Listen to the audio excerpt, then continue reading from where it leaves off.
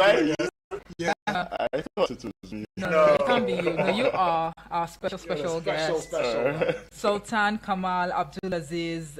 He is the force to change right here in Abuja. Good afternoon to you. Good afternoon. Welcome to our studios, our special. Always your business. I understand the etiquette of making your guest special. I think I should be considered a regular. You see me every week. No, every week. Every week. Okay. All right, so the regular guest he is Daniel. That's my name. okay. Oh, You did good voice on your radio. That part, though. That part. okay. Ura Daniel is here, news presenter, programs, presenter, a reporter, a marketer. I'm just trying to figure out.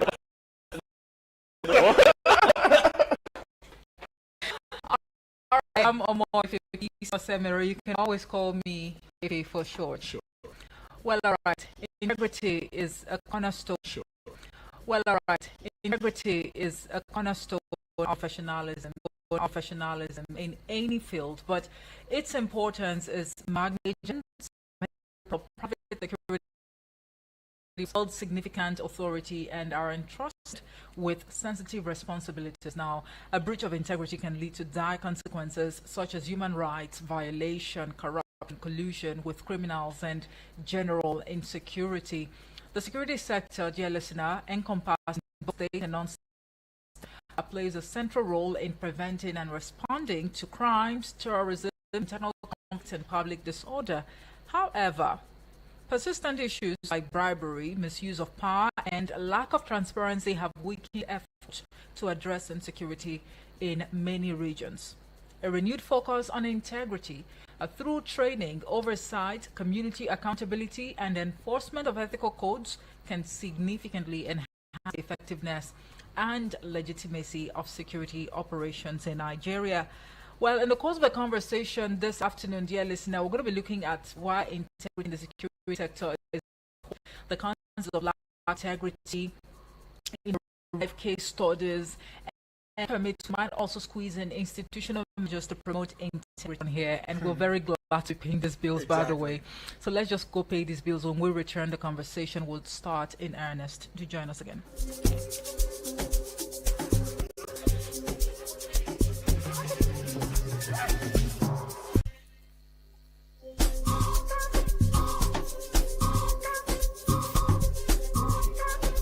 Hello, Nigeria. Hello, Africa. Do you want to work in the healthcare sector? Do you want to be a trained, certified nursing assistant, medical assistant, or caregiver? If yes, then register to enroll for Push Africa's one-year diploma in certified nursing assistance training happening at the African University College of Science and Technology, Abuja. Targeted trainees are unemployed graduates, O-level or ordinary diploma graduates, or anyone interested in working as a support worker in the healthcare sector. For details, log on to www. WhatsApp 080-339-42015 080-339-42015. For registration, pick up application form at our partner radio stations or visit the reception at the African University of Science and Technology, Abuja. Things they happen for our community, eh? Now I can recoup back all the money I have spent on this annoying family. Hey, yeah, that woman own don't finish. My dear, let's go and greet them, okay? Hey! Join Media Coalition and Awareness to hold trafficking, MICAs, on I Wish I Knew radio drama and program every Saturday at 10 a.m. on Eagles 102.3 FM Abuja. Join us to kick human trafficking out of our society. I Wish I Knew radio drama and program is brought to you by Mikas and funded by the Ministry of Foreign Affairs of Denmark. Competitions? They don't exist. With Eagles, you soar. I need money right again. I did flex. I did go. The best. My dream is my dream is shopping with you in Montego. Eagles 102.3 FM, your radio experience you can count on.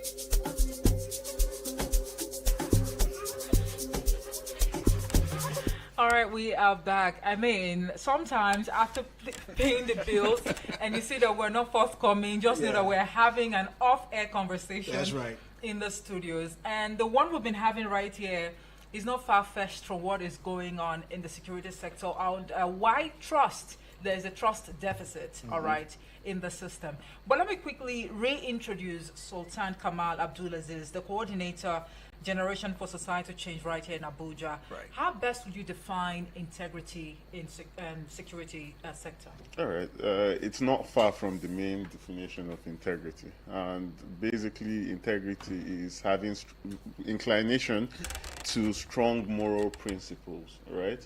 And this strong inclination to strong moral principles is unwavering and is whole. So you do not tend to change your mind on whether you should be honest, whether you should have strong moral principles, just because the situation won't favor you if you are honest and having strong moral principles. Highlighting the security operatives now, it just has to do with these security operatives being unwavering in carrying out their duties and standing to the oath that brought them to office. And what that oath have to do is to ensure the lives and properties of citizens. And you cannot do all of that if you're not really a person of integrity. If you're not having strong moral principles yourself, how do you then police people? How do you then stop them from perpetuating in the crimes and vices that you fight against? If you're not someone of integrity, then what happens when you're in the dark with an arm against a civilian who just demands for his right? What happens there? Sometimes power could be overused, and you know what happens when nobody is watching and a bribe comes to you, and basically it ends up against someone who is innocent. There are a lot of consequences to that, and I'm sure the conversation would span to all of these pointers. All right. Before I let Yudi, come in, I'd also like to ask you, on a scale of 1 to 100, how low and how high is the integrity, level of our security operatives in Nigeria? That's a difficult question for me to answer because my views are oftentimes political, and I'm actually not here to scale anyone to protest, right? To end arm or safety out. And when that happens, attributed to police just among some other reasons, just to mention. It was quite saddening to see once it's lost, the security is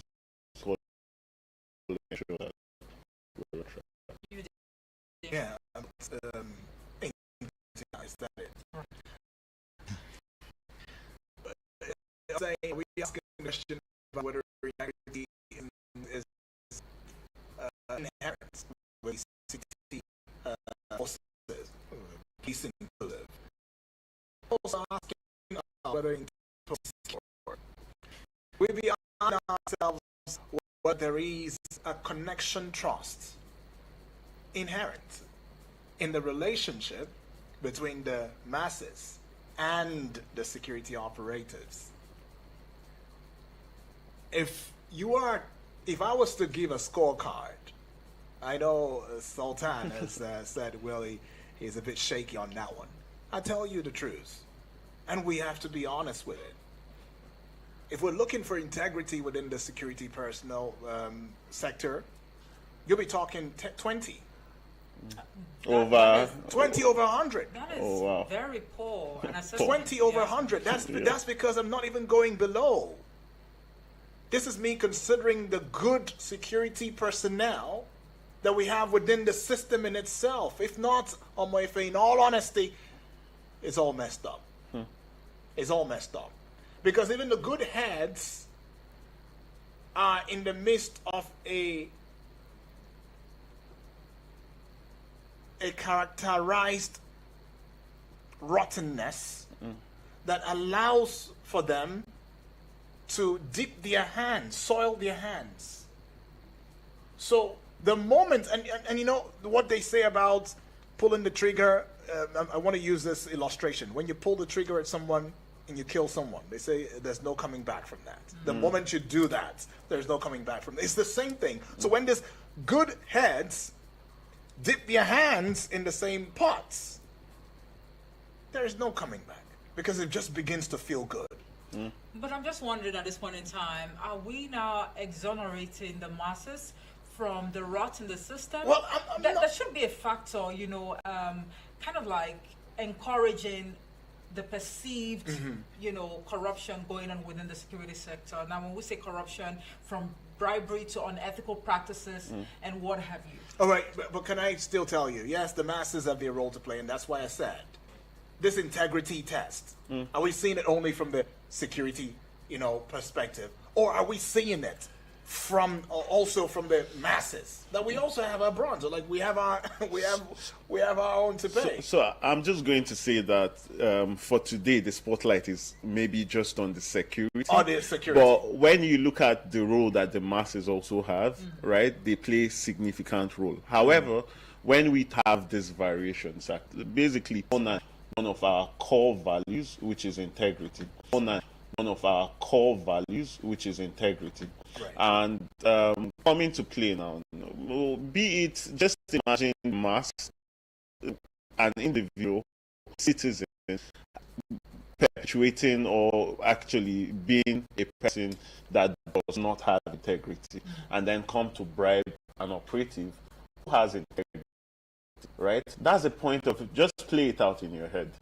In all honesty, if the security operatives we have in this country are people of integrity, then it would have resolved. We have in this country people of integrity, then it would have resolved a lot of things. Remember, one of their primary duties is to police us, meaning we shouldn't do the wrong thing, stay law abiding. And one of our core laws of the land enshrined in our constitution, 1999 as amended, actually demands us to be people of integrity. So if you come and bribe a security operative, be him a police, a soldier, custom officer, whatever it is, right, who is supposed to ensure that these things aren't violated, and he accepts a bribe, then there's a problem, most especially with the security operative, because he ought to have reprimanded reprimanded that person who gave him the bribe and basically show him the right thing to do. Leadership, while I had to say that we are all a piece in a bud, leadership gives you a crown, right? While maybe everybody is white in the bud, you are purple, right? Leadership, you are accepting the role, took an oath because you agreed. You actually believe that deep within you, you have what it takes to protect that oath. I'd like to now talk about protection. Understand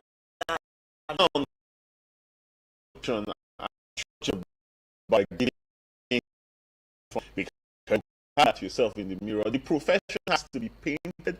People have to be orientated to know that as a police officer, there are things that aren't even just for you. You're a special one among people should see you and look at you for the examples of how to behave. Okay. You shouldn't be found in certain places now, or doing certain things. I'm also glad that you mentioned that, because now we see security, especially let's use the police now. Yeah. The way they just fly their top. Yeah. Now, if I was somebody who probably I'm a school child, a secondary school pupil now, yeah, I'm going to school, and it said, oh, always tuck in your shirt, look smart and everything, and I see this policeman who just flies his shirt, and then he's wearing a palm sandal. Slippers, sometimes slippers. Yeah, you're right, slippers. And then the gun is, hung around him just like that. Looking like a hunter, Good. Yeah. Now, do you think I've had that example? So you know the beauty of this conversation, and thank God we're in the National Ethics and Values segment, and it gives me basically the flexibility to talk about it maybe wholly, is the fact that among the 7 core values as Nigerians, you have just identified one of the problems, one of the things people. Right? Dignity of labor is about you, how much respect you put into your profession, right? It's a two-sided sword, actually. How much respect you put into your profession because of your conduct, right? And how much respect is given to your profession, right? And ultimately, a lot of times, the respect given to your profession emanates from the one you give yourself to your profession. And yeah, that's why this conversation is unending. If you notice, we've been doing it for years and trying to now streamline it to specifics, right? With so much precision so that Nigerians can understand.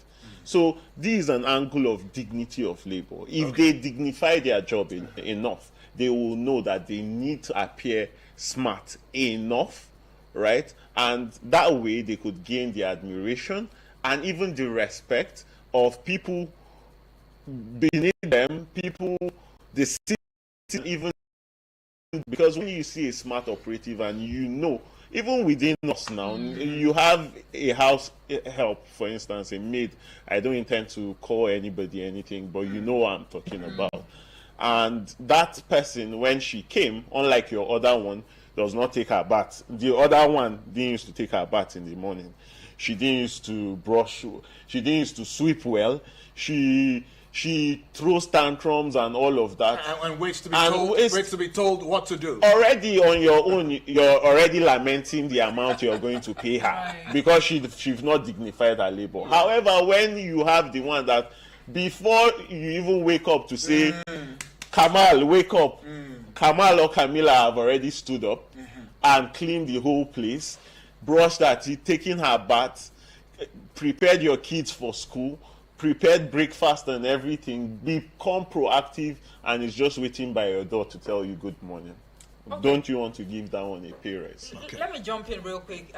We just have to skip, because I've been able to highlight what listeners should expect in the conversation. But let me fast forward. We definitely will come back, to track. In a situation where you see an officer on the road not properly dressed, probably because he or she is not proud of the job. Let's talk about community, the role of the community, the role of the masses. You talk about whistleblowing and, the feedback mechanism. most often than not, you see citizens, thank God for social media Yeah. and the smartphones. Yeah. People feel making short videos like that, detailing how poorly dressed an officer is, could actually send a feedback or give the necessary feedback to the police force. Indeed. And that could be, perceived wrongly. So what form of, strategy would you suggest that the masses adopt in a way of, giving feedback and basically the role that we have to play in ensuring that the right thing is done? So that's actually a very good question. And gone are the days where suggestion boxes actually worked, right? Okay. Gone are the You think days. that's obsolete now. I think mean, it's obsolete? I still see them around. In all honesty, there are institutions where they are obsolete. Cobwebs, dust. And do anybody really open them? That's the point. Yeah. Because the suggestion box in itself, the people, right, who man it, also make it seem unpopular, unnecessary. So that's the point. just imagine the charisma and courage that you put in managing it. People would even fear you. People would want to come because the normal corrupt way to come and bribe you so that you can maybe show them in case they do something wrong, so that they'll bribe you so you can take it away. Just imagine that you are that officer who does not even agree for them to bribe it. You'd be feared, you'd be respected, and trust me, if things begin to get right, just because you have created a model or system. Remember, when I'm talking about institutions, when I'm talking about the country, I tell you that it's like a machine. It's like a car. Let me use a car for as an instance. Every component of a car is actually very important. Wait until your wiper gets spoiled and it's raining, then you know the significance of a wiper. Or until your rear mirror gets spoiled, then you know the importance of a rear mirror. Right? Every single component, as little as a pin, is actually very important in a car. And that's how the country, that's how systems should run. If that person, now you see, it's not really, why a lot of Nigerians do not attach so much importance to that feedback mechanism, right? That is a suggestion box, is because they feel like it's not rainy yet. It's a wiper, so we might not need it. But what if you did not now put the wiper and the rain got heavy without you knowing that it was going to fall? So one thing or the other, the next question a lot of people would ask, maybe if there was any feedback mechanism, if a crime was constituted or something was there a CCTV camera? Is there a suggestion box? Should we check? That's the way you could fix the rots in systems. And you, who is saddled with the responsibility of ensuring that this particular constituent or component of the system that is very important is kept functional, do not even look at it at Okay, all. so for the fear of the fact that the feedbacks, maybe if we have to express our reservations, by way of writing and putting in a suggestion box, maybe it's going to be altered by whoever, is saddled with the responsibility of guarding as though his or her life depends on it. Sorry to interject, and that's where that person keeping that particular, saddled with that responsibility, must be a person of integrity too. Well, someone that the system, the people in authority actually trust.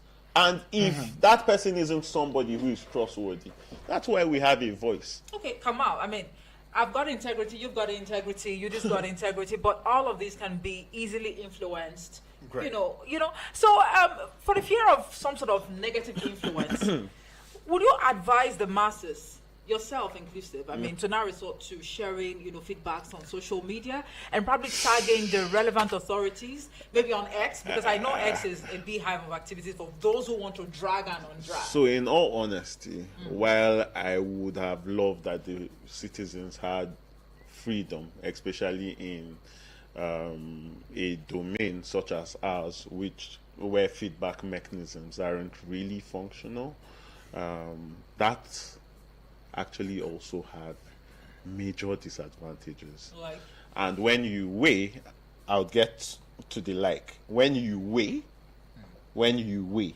you'd now see that the disadvantages even upsurge or overrides the advantages. And what are the disadvantages? Okay. Social media places such as X is a place that a lot of information can be doctored and be taken out of context. It can't be controlled there. Imagine where will something happens in Jos. It has maybe a religious correlation, and we know how sensitive, or ethical correlation, and we know how sensitive that is.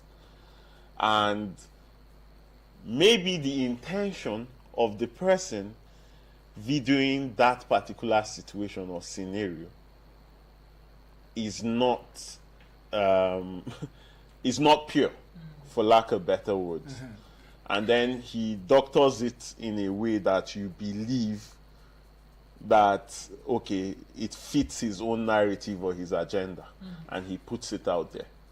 Now, Jos was where this was happening. Yeah, it was chaotic a little in Jos. Security operatives are trying so hard to ensure that things are right. And then people with same agenda sees this video without skimming through really, and then emotions are triggered elsewhere. Right. And then before you know, there's that multiplication effect. How do we resolve that? We do not want to have insecurity, insurgency. That's one of the disadvantages. The other one is the fact that our basically prosperity as a nation is also dependent on foreign investors. And foreign investors do not want to see your house in chaos. And a lot of the times, some of these issues that we put out there aren't issues to even worry about. Let me tell you something. Every nation, every household have their own problems. Even me, Sultan Kamal, that is sitting here now, talking about integrity, talking about I beg you, let nobody see me and think my family is perfect. Right? We have our own problems. Right. Our problems choke. Do you get? That's as honest as I can be. Our problems choke. But I mean, we have, as a family, there's a way we can curtail it from it not going out, from people not seeing us that way. Because you know why? There's interest of a foreign investor that wants to marry my sister. And an issue that would have been easily managed. And my sister would even get the message and get better. But because I did not manage it within my home, it becomes a problem to my family. They're not calling my family of thieves, so family of isn't that criminals. isn't that why some of these operatives, because we are focused on the security sector today, Yes. right? Isn't that why some of these operatives, when they realize that, oh, they are doing something wrong, and then there is a citizen on the road, for example, with their phone, and they see that, oh, you're trying to capture whatever it is that is going on. Maybe not to push a wrong narrative on social media, but just to alert the relevant, authorities that see what your officers and men are doing. They want to harass you and, get hold of your phone. So this is what I think a resolve could be. This is what I think a resolve could be. Okay. Technology have come far and wide. How about instead of the cameras being manned by citizens, that each checkpoint, each security operative is given a body cam. Have you thought of the cost of implication of that? How much have we been spending on arms and ammunition, and how have we been able to curtail insecurity? That in itself can curtail a lot of insurgents, a lot of insecurity. So have we thought about the cost of insecurity and rehabilitation and recovery? Have we thought about that? So one major thing that have crippled us as Africans is the fear of trying a system. We fear technology so much. We fear advancement in technology and innovation And we think that technology and innovation is very expensive, but then at the end of the day, we end up spending triple of the amount that we feared to spend on it. Let's go in this call. first place. Good afternoon to you. Hello, good afternoon. Good afternoon. What's your name and where you're calling from? Yes, my name is Network. I'm calling from City. Right, Network. All right. Welcome aboard. Talk to us. Go ahead. Please, can you hear me? Yes, Please go ahead. Yes, I want to have my contributions to the discussions that you guys are discussing over there in the studio. All right. I want to say that Nigerian Police Force is one of the best security agency in Nigeria. Okay, sir. It's one of the best security in terms of training, in terms of administrative structure, and in terms of their services, as long as security architecture's functions are concerned. And the basic problem we are having all these back and forth challenges in Nigerian police today. Back in the 80s, I could remember then when I've been following my father, who was a police officer. At that time, when a police officer gets into a particular compound, maybe to get an arrest, you see the fear, the grips that people will have after that time. Today, that integrity is no longer there. Because why? The problem is the recruitment process is the problem in Nigerian police today. And until that is being looked into, because the right people are not being recruited, and the right process are not being done. So there are a lot of guys who are being recruited into Nigerian police, which they need to check their brain. Right. They need to check their insight to see if they are fit to work. In those days, people walk into Nigerian police with passion. But today, people get into Nigerian police just for the fact that they are being frustrated in one thing or the other. Getting in there, that inferior attitude in them will pop up. That is the reason why we are having all this back and forth problem in Nigerian police. I think they are the best when it has to do in the entire world. Based on system, sir. Is it based on system? What is it? Is it based on system or structure that it they are depends the best? on the system. It depends on the system. That's what I'm saying. All right. The recruiting process is completely wrong. All right. All right. Thank you very much, Mr. Network. Thank you. Totally, you heard it. So if the system in itself is off, I was going to say that, but there were other things that you were saying that was making a lot of sense. Yeah. But if the system in itself, is cooperative of the inept attitude that these police officers, display, how much more blaming the police officer himself. And then it goes back to the recruitment process, just as he has mentioned earlier on this early hours of this morning. We had a conversation that bordered around something as topical as this, and it was at that point we also discovered that the people who are put up for police to be recruited into the police most of the time based on recommendation and all of that are people who probably even the society, the communities are tired of. You understand? Oh, he's a bully. Please let him just go out to police. These are people for the police, really. So the bullies, the aggressive people, the drunks, the people of questionable character, they're the ones who are pushed and recommended to the police. And because the police does not even have a system that checkmates all of these processes, well, they do, but these systems are not effective enough. They've proven to be moribund, so to speak. We see this entities get into the police force, and what do you expect? Look at the example of the young man who shot the secondary school. Look at that. I think this conversation we'll have to carry over to next week because I'm itching. I'm itching, but I'm watching the time too. There is certainly going to be a part 2 of this conversation, because you said something that the aggressive people, the people with questionable character, the drunks are the ones that get pushed into the system. And I know there's been a conversation around not just the police, the security operatives, and the politicians as well. People who are vying for elective positions, they must undergo a compulsory drug test. Indeed. Exactly. be sure that they are fit and, just psychologically fit and sane for the job. Yeah. But anyhow, I'm sure that we just have to, leave that for next week, Kamal, if you don't mind. No problem.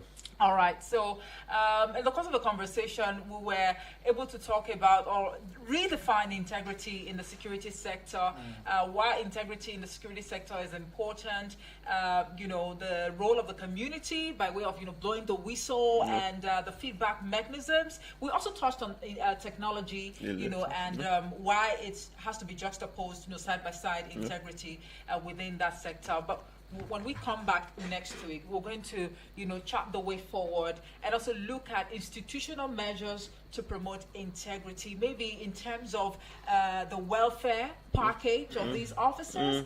Just maybe, because that's actually one of integral. That tops the list. Yes. When you hear Honestly. these operatives coming out to lament that, the welfare package is very poor. That's why you see us do the things that we do. Yeah. So it's really, really an insightful conversation. I must confess. Thank you to the lone caller. We missed some calls earlier. We did. Apologies. All right. Sometimes you just get, carried away with the whole conversation, and we just, lose sight of the fact that we need to take, contributions from the listener on the other side of the radio. We see this contribution from Jacob on Facebook. He says, "I love your show. Keep it up. Thank you so Appreciate much for that engaging." So, Sultan Kamal Abdulaziz, next week we hope to finalize this particular topic. Always a pleasure. All right. Sultan Kamal Abdulaziz is the coordinator, Generation for Societal Change right here in Abuja. My name is Omar Ife Peace or Semero. You can always call me Ife for short. And I'm Ludwig Daniel. Call me UD, the